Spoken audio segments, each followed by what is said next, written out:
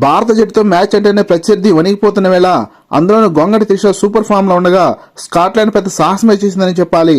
వచ్చిన అవకాశాన్ని సద్వినియోగం చేసుకుంటూ Indian sensation opener Gongadi Trisha cricket ప్రపంచ నివేదికపైలా అదిరిపోయే సెంచరీతో చరిత్ర సృష్టించింది. మ్యాచ్ వివరాల్లోకి వెళ్తే అండర్-19 టీ20 ప్రపంచ కప్ లో భాగంగా మంగళవారం రోజు భారత్ మహిళా జట్టు స్కాట్లాండ్ తో తన చివరి లీగ్ మ్యాచ్ తలపడింది. టాస్ గెలిచిన స్కాట్లాండ్ జట్టు భారత్ ను బ్యాటింగ్ ఆహ్వానించి భారీగా పరుగులు సమర్పించుకుంది.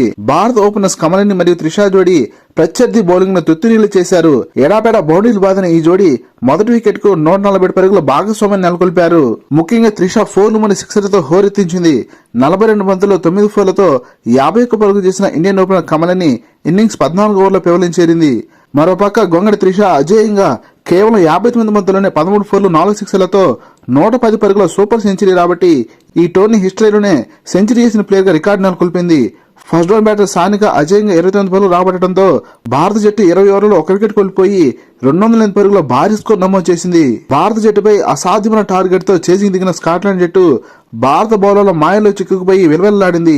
స్కాట్లాండ్ ఓపెనర్ పిప్పా కిల్లీ కొట్టిన 12 పరుగులే ఆ జట్టు టాప్ స్కోర్ అంటే భారత బౌలర్లు ఎంతగా విజృంభించారో అర్థం చేసుకోవచ్చు. లెఫ్ట్ ఆర్మ్ స్పిన్నర్లు అయిన ఆయుష్ శుక్లా 4 వికెట్లు మరియు వైష్ణవ్ శర్మ 3 వికెట్లు తీసి ప్రత్యర్థిని కోలుకోలేని దెబ్బతీయగా సెంచరీతో రికార్డు నెలకొల్పిన గొంగడి త్రిష బంతితో వెలుస్తూ చివరి 3 వికెట్లు పడగొట్టడంతో స్కాట్లాండ్ 58 పరుగులకి ఆలౌట్ అయింది.